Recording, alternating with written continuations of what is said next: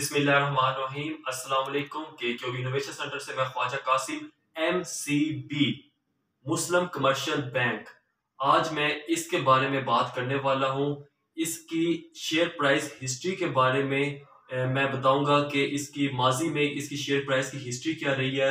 फिर मैं आपको ये बताऊंगा कि इसके डिविडेंड, इसके प्रॉफिट के बारे में बताऊंगा, ये माजी में कितना प्रॉफिट देती आई है। और तीसरे नंबर पे आपको मैं ये बताऊंगा कि आपको किस कीमत पर इसे कितना परचेज करना चाहिए और मौजूदा कीमत पे ये अट्रैक्टिव है या नहीं है, हमें क्या परचेज करना चाहिए, नहीं करना चाहिए, अगर हमें इसे खरीदना चाहिए तो कितना खरीदना चाहिए। और चौथे नंबर पर MCB का वजूद कब आया, तो इसकी बुनियाद कब रखी गई, और इसकी जो बिल्डिंग वगैरह इसके बारे में मैं बिल्कुल नहीं बताऊंगा, क्योंकि हमने कुछ CSS का एग्जाम तो देना नहीं है। ठीक है, तो और इसलिए इन चीज़ों पे हम नहीं जाएंगे, हम असल मौजू की तरफ ही रहेंगे। चलिए शुरू करते हैं। अगर इसकी हिस्ट्री के बारे में देखा जाए, अगर पिछले 27 साल हिस्ट्री देखी जाए, तो 27 सालों में इसकी जो इसे लो लगा है, सबसे लोएस्ट पॉइंट ये ₹1 का भी लगा है इसे। ठीक है, यानी MCB का आप सोचें, ये ₹1 पर भी शेयर्स का फरोख्त होता रहा है, ₹1 पर भी। और इसका जो हाईएस्ट इससे लगा है, सबसे हाई वो लगा ₹343 का। वो किस साल लगा वो मैं आगे चल के बताता हूँ। अब ये सोचें, जिसने ₹1 का 1 लाख के शेयर्स लिए हो, तो 343 पे फरोख्त किए हो। 343 का मतलब है कि 3,43,00,000 उसके हिसाब से हो गए, यानी 1 लाख के खरीद के 3,43,00,000 रुपए हो गए। खैर, ये किस्मत की बातें होती हैं। अब मैं थोड़ी हिस्ट्री आपको बताता हूँ।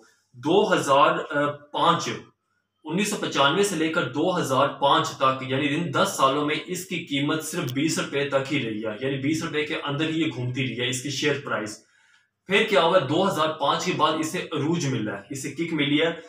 2006 में इसकी कीमत ₹70 तक गई है, 2007 में ₹125 तक, और 2008 में 230 तक, और 2008 के आखिर में फिर ये ₹70 तक इसका ये वापस आ गया। और 2009 में इसकी कीमत ₹45 से 140 के दरमियान में रही है। ये 2009 का मैं बता रहा हूँ, ₹45 से 140 के दरमियान इसका रहा है। और 2013 में फिर 284 तक गया है। और 2015 में, जो मैं आपको बता रहा था इसका हाईएस्ट किस साल में लगा, वो 2015 में लगा, ₹343 तक पहुंच गया है। 2015 में ₹343 तक, जो इसका सबसे अरूज था इसका 2015 में। अब मैं आगे बात करता हूं 2015 से 2021 के दरमियान के पीरियड की। इन 7 सालों में MCB की परफॉर्मेंस कैसी की है, इसकी मैं हिस्ट्री बताता हूं। 2015 से 2021 के दरमियान इन 7 सालों में इससे जो हाई लगा है वो ₹286 का लगा है, 286 का इसे हाई लगा है। और लोएस्ट इसका ₹130 लगा है, और एवरेज इसकी ₹200 रही है इन 7 सालों में। जो लो लगा है ₹130 का, वो कोरोना के दिनों में लगा। आप इस बात से अंदाजा लगाएं, कोरोना के दिनों में मार्केट क्रैश हो गई थी, लेकिन इसने 130 पर रेजिस्ट किया, यानी 130 से नीचे नहीं आने दिया अपने आप को। 130 तक रहा है मैक्सिमम। तो होना ये चाहिए था, इससे बाकी मार्केट क्रैश कर गई थी, इससे भी ₹50 तक पहुंच जाना चाहिए था, लेकिन नहीं, ₹130 तक रेजिस्ट इसने किया। और एवरेज इसके 7 सालों में देखी जाए ₹200 लिया।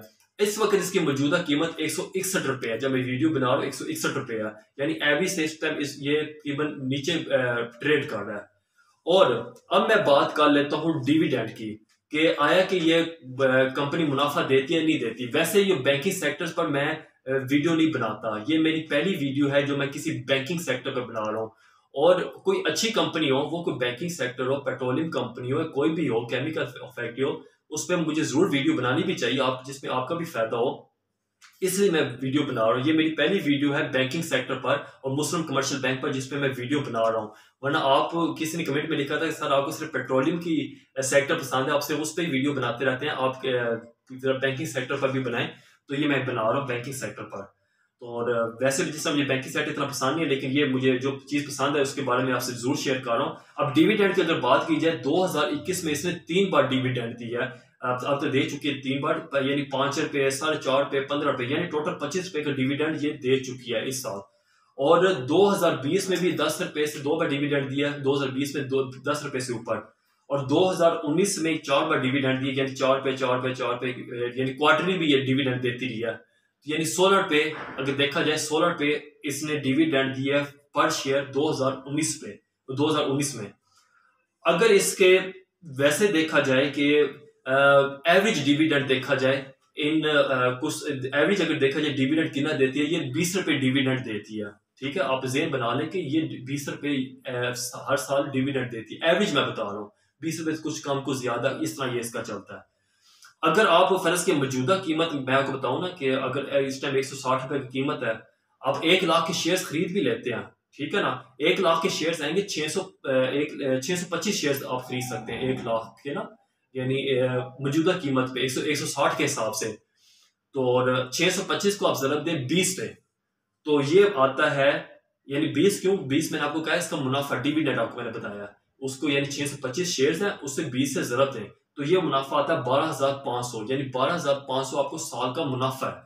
और इसे आप तकसीम कर ले 12 से, तो एक माह का मुनाफा बनता है 1,041 रुपए, यानी 1 लाख से आपको हर माह, यानी अभी भी आपको बता रहा हूं कि हर माह 1 लाख से आपको 1,041 रुपए मुनाफा आ सकता है।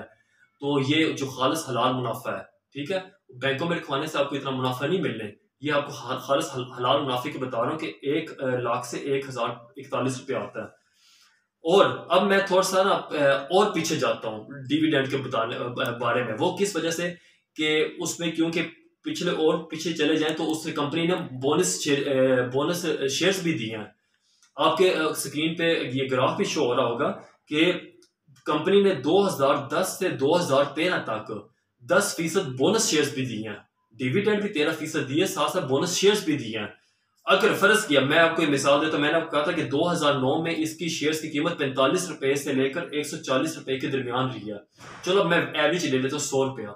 2009 में मैं कहता हूँ मैंने 100 रुपए के हिसाब से यानी 1000 शेयर्स खरीद लिए, यानी 1 लाख के शेयर्स आएंगे ना मेरे, 1 लाख के 1000 शेयर्स आएंगे 100 रुपए के हिसाब से। वो अगर किसी के पास पड़े होते हैं 2009 में, ठीक है, अब यानी इन 12 सालों में उससे कितना मुनाफा होना था, 2,42,000। वो कैलकुलेशन आपको स्क्रीन पे नजर भी आ रही होगी, 2,42,000 पे सिर्फ मुनाफा होना था, सिर्फ डिविडेंड का, ठीक है, वो भी बगैर शेयर्स फरोख्त किए। फिर अब अगर वो मौजूदा जो रेट है 160 रुपए, उस यानी उस पर अगर फरोख्त भी कर देता है, ठीक है ना, यानी तो और फिर भी उससे देखा जाए ना तो 61 रुपए मुनाफा हो रहा है फी शेयर, क्योंकि उन्हें खरीदे तो 100 रुपए के हिसाब से हुए थे, ठीक है, लेकिन उसने उस टाइम 1000 शेयर्स खरीदे थे। अगर 12 सालों बाद उसके 1000 शेयर्स कन्वर्ट हो गए हैं 1464 में, क्योंकि उसे बोनस शेयर्स मिले थे 2011, 12, 13 में, 10 में भी उसे बोनस शेयर्स मिलते रहते, तो 10% वो 1464 बनते हैं। 1464 को आप जरब दें 161 से, तो ये बनता है 2,35,704 रुपए। आप पहले आपको डिविडेंड का मैंने प्रॉफिट बताया था 2,42,000, उसमें आप जमा कर लें 2,35,000, तो ये बनता है तकरीबन 4,78,000। ये आपको बनता है 4,78,000 में से भी आप 1 लाख वो निकाल लें अपना जो आपने इन्वेस्ट किया था, तो फिर भी 3,78,000 खालिस मुनाफा बनता है 1 लाख के साथ। यानी जिसने 2009 में 1 लाख रुपए इन्वेस्ट किया था, उसे अब यानी अभी भी अगर जिस पर शेयर्स पड़े हुए, फरोख्त नहीं करने की मैं बात नहीं कर रही, फरोख्त बेशक उसने 343 पे ना की हो, तो फिर भी उससे 3,78,000 रुपए का खालिस मुनाफा हो रहा है, यानी अपनी इन्वेस्टमेंट निकाल कर भी। और जिसने 2005 में अगर 20 रुपए का कोई शेयर खरीदा हो, तो उसका मुनाफा सोच के बंदा चकरा जाता है कि इतना मुनाफा है। अब हम तीसरे हिस्से की तरफ चलते हैं, जिसमें मैंने आपको कहा था कि हमें क्या अब किस कीमत पे इससे खरीदना चाहिए। इस वक्त इसकी मौजूदा कीमत 161 रुपए है। आप पहले सोचें कि आपने इन्वेस्ट कितना करना है इसमें। फर्ज क्या, एक बंदा कहता है कि मैंने 10 लाख इन्वेस्ट करना है, वो क्या करे, यानी अभी 10% आप अभी इसमें इन्वेस्ट करें। अगर कोई 1 लाख इन्वेस्ट करना चाहता है, वो इसमें सिर्फ 10,000 इन्वेस्ट करे। मतलब ये कि अभी आप इस तरह करें, फर्ज क्या कोई बंदा कहता है मैंने 10 लाख एमसीबी में इन्वेस्ट करना चाहता हूं, आप उसमें अभी 1 लाख इन्वेस्ट करें, 160 रुपए के हिसाब से 1 लाख के शेयर्स खरीद लें। अगर इसकी कीमत 210 या 220 तक, 220 का एस्टिमेट कर 220 तक पहुंच जाती है, तो आप इसे फरोख्त कर दीजिएगा। मैंने आपको पहले पिछली वीडियो में बताया था, जो मार्केट से निकलने का पहले से नहीं सोचता ना, वो बेवकूफ शख्स है। पहले सोच ले कि 220 पर मैंने मार्केट से निकल जाना है, फिर आपने क्या करना है, इससे बाकी 90% शेयर्स कब खरीदने हैं। आपने जब 150 रुपए तक कीमत जाए, फिर आपने 1 लाख के फिर शेयर्स खरीद लें। जब 140 पर जाए, फिर 1 लाख के खरीद लें। फिर 130 पर जाए, फिर 1 लाख के शेयर्स खरीद लें। यानी 10 रुपए कम होने पर आपने 1 लाख के शेयर्स खरीदते रहना है, यानी हर 10% मजीद शेयर्स खरीदते रहना है, यानी 50 रुपए तक पहुंचने तक आपके 10 लाख के शेयर्स खरीदे जाएंगे। अब इसका आपको फायदा क्या होगा? बाई चांस फर्ज के 50 रुपए तक कीमत पहुंच जाती है, अगर इसकी एवरेज निकालेंगे तो आपको 100 रुपए का फी शेयर पड़ेगा। आप किसी को ये नहीं कहेंगे मैंने 160 की बड़ी महंगी खरीदारी की है, तो आपको 100 रुपए का फी शेयर पड़ेगा। तो आपको उसका क्या होगा, साथ साथ प्रॉफिट बोनस भी आता रहेगा। इसे ना स्केलिंग बोलते हैं, जो मैं आपको ट्रिक्स बता रहा हूँ ना, इसे स्केलिंग बोलते हैं। यानी कुछ लोग, बल्कि अक्सर लोग इस तरह करते हैं, वो देखते हैं यार मैंने 150 रुपए की चीज ली है, अब ये 140 की होगी है, मुझे तो नुकसान है। वो ये नहीं देखते कि इतने अरसे में ये मुनाफा कितना देगी है, यानी डिविडेंड बोनस की सूरत में। यानी सिर्फ शेयर्स की प्राइस ना देखा करें, और भी चीज फैक्टर देखा करें। फर्ज किया मैं कहता हूँ 2009 में किसी ने अगर 100 रुपए का शेयर लिया था ना, अब तो 161 रुपए का है ना, तो अगर ये 80 रुपए का भी होता ना इस टाइम, तो फिर भी वो बंदा बड़े ही क्या कहते हैं फायदे में था। अब मैंने डिविडेंड बताया था, उसे कितने लाख का मुनाफा हो गया है, ठीक है ना। तो और इसे स्केलिंग बोलते हैं। ये चीजें ट्रिक्स, मैं वैसे भी लॉन्ग टर्म इन्वेस्टमेंट की बात करता हूँ। मैं ये नहीं कि मैं डेली एमसीबी के बारे में वीडियो बनाऊं कि आज एमसीबी खरीदना चाहिए, कल फरोख्त कर दें, आज खरीद लें, आज फरोख्त कर लें। तो मैं जो भी वीडियो बनाता हूँ अमूमन लॉन्ग टर्म इन्वेस्टमेंट के बारे में बात करता हूँ। यानी अगर कोई मेरी 10 साल बाद वीडियो भी देखेगा, वो ट्रिक समझ जाएगा कि वीडियो में कहना क्या चाह रहा है, ठीक है ना। फार्मूला वही रहेगा, सब कुछ वही है। कोई बड़ी तब्दीली आएगी तो इंशाल्लाह एमसीबी के बारे में मजीद वीडियो बनाऊंगा।